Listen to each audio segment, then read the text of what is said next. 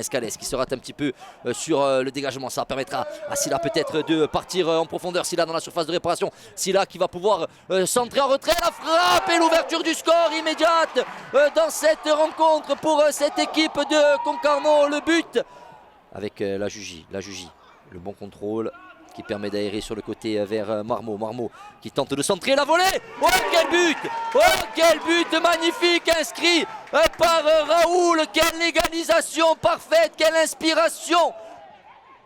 Nkololo qui frappe au point de pénalty. La tête et le but de Wané. Le second but pour cette équipe de l'US Concarneau. Isidore qui revient en retrait avec la Jugie, le crochet de la Jugie dans la phase de réparation, la Jugie qui s'écroule et pénalty. Pénalty pour cette équipe du FC Bastia Borgo. Allez, Monsieur Dos Santos qui siffle, Durban qui s'élance et c'est l'égalisation pour cette équipe du FC Bastia Borgo avec ce tir au but, ce pénalty pardon, parfaitement frappé par Geoffrey Durban. Attention à cette contre-attaque là désormais, elle est pour Orléans, le très bon ballon donné par Antoine pour Texera dans la surface face à Nirlo. Oh il l'a redonné Antoine et l'ouverture du score elle est magnifique. 1-0 pour l'US Orléans et ça y est, Carnegie Antoine est bien mis fin à 35 jours sans avoir marqué de but. Allez la remise en jeu pour Boyer, Guillaume Couze justement. Il était titulaire lors de la défaite à QRM. Oh ce bon ballon il est parfait. Déposé sur la tête de Romain Montiel qui vient égaliser et inscrire son 3e but cette saison. Et ça va repartir avec le pied gauche toujours de Boyer, comme c'est l'accoutumé en seconde période. Oh le ballon vers Montiel et le doublé pour Romain Montiel. En quelques minutes, il aura remis son équipe en ordre de marche. Qui est allé récupérer ce ballon qu'il avait transmis à Kat Krejci. Sofiane Attic désormais, Ribelin en relais avec Attic. Oh et là il n'y a pas de position de hors-jeu pour Romain Montiel. Le face-à-face avec Franck Costis. Il va essayer de contourner et de redresser. Et le 3e but, il s'est offert un triplé ce soir Romain Montiel. Et il offre définitivement la victoire à Bourg-en-Bresse-Péronne.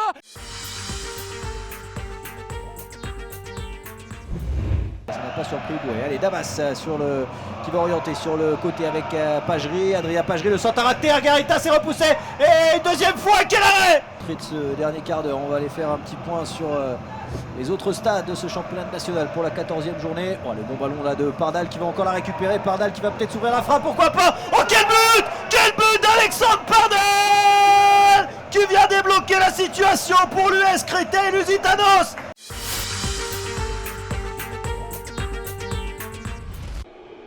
Et le corner, c'est parti.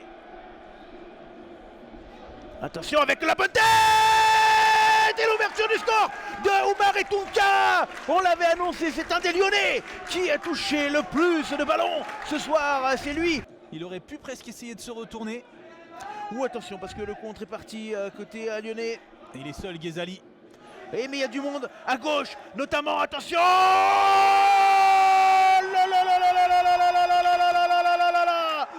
Quel but Dimitri!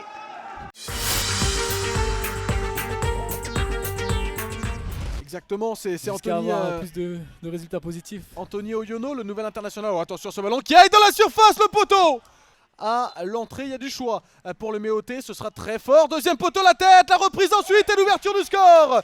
L'ouverture du score du Stade Briochin. Qui c'est qui marque? C'est Valentin Lavigne. J'ai pas vu. Ah, il me semble que c'est Lavigne qui met ce ballon au fond des filets. Et non, c'est Kerbrat.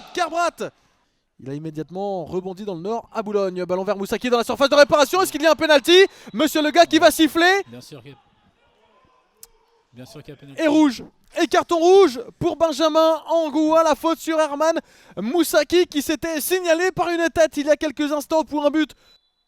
Son deuxième but au bout du pied. Fricache et c'est arrêté. C'est arrêté par Paty en 2 temps.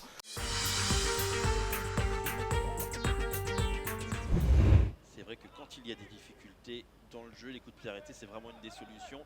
Là, sur ce coup-là, ça n'a pas été gâché en tout cas, parce qu'il y a vraiment eu une frappe intéressante. Et là, pourquoi pas une autre situation pour les Lavallois avec la frappe et l'ouverture du score. L'ouverture du score pour le Stade Lavallois, c'est signé de Thomas Robinet. Et pour le moment, ce sont les Lyonnais qui mène, et puis également Orléans qui mène 1-0 face à Bourg-en-Bresse. Et attention parce que ça a encore été récupéré ce ballon avec Wada qui va être sur le côté droit, qui va pouvoir donner le ballon à Robinet pour la deuxième. Le deuxième but, Thomas Robinet. Une très belle action collective, en tout cas ça s'est fini collectivement, c'était impeccable. Il fait partie de cette formation socialienne qui est vraiment réputée. Oh, le long ballon, ça s'était bien fait de la part de Job, ça va quand même revenir dans les pieds de Walid Orinel, la frappe derrière et la réduction de l'écart.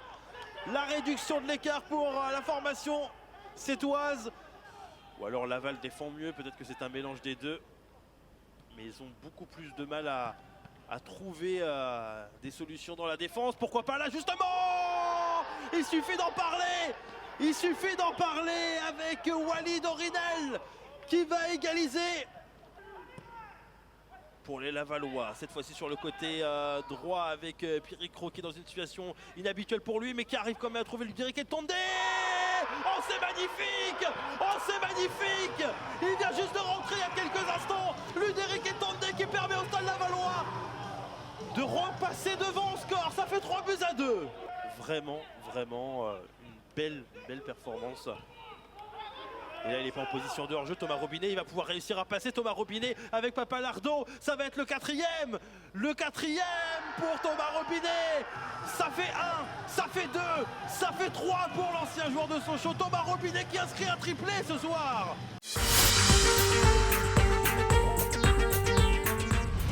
Qui remet intérieur, c'est un peu long peut-être effectivement. Chapuis qui redonne ce ballon à Sangaré dans l'axe, il n'y a pas de hors-jeu. Andrew Young et le but signé Othman Dadoun.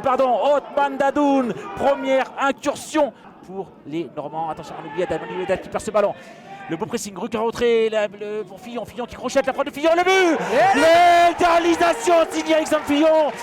Manoubli Haddad qui perd ce ballon. Et le beau pressing anécien, la belle passe en retrait de Jonathan Ruck et la frappe d'Alexandre Fillon, l'égalisation anécienne. On l'a dit, Annecy qui était un peu mieux, mon cher Pinot, depuis quelques minutes. Andrew Young, la dernière opportunité pour Andrew Young. Il n'y a pas de faute, attention, le retour peut-être de Garbi. Andrew Young, peut-être l'occasion, et Andrew Young, le but. Oh là là, le coup de poignard signé Andrew Young. Oh là là là, c'est dur pour Annecy. Et le QRM qui vient marquer dans les arrêts de jeu par son meilleur buteur, le meilleur buteur de national, Andrew Young. Les corners s'accumulent, toujours pour Jimmy Roy. C'est l'ouverture du score. L'ouverture du score pour les joueurs du Red Star. Et c'est, me semble-t-il, le défenseur central, peut-être Karamoko, mon cher Jérôme. C'est ça. Amadou Karamoko qui ouvre le score sur cette tête. Ouais, Damien Durand qui oriente son contrôle le long de la ligne de touche, le ballon n'est pas sorti. Damien Durand face à Yasser Baldé. Durand qui crochette, qui frappe. Oh quel but! Quel but de Damien Durand qui permet au Red Star de mener 2-0. Le Red Star prend une option sur la victoire.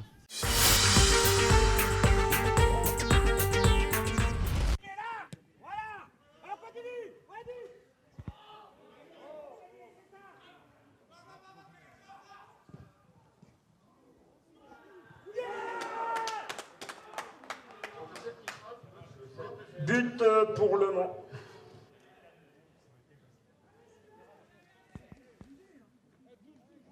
Bien joué. Allez. Bien joué, Sergio, bien suivi. On la gagne là, les mecs. On la gagne là, bien joué. Va. Allez, mec.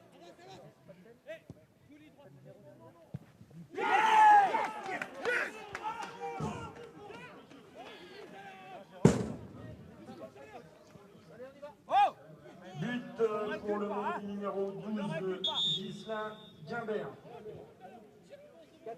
Changement pour l'US Avranches avec la sortie du numéro 19, Mouataz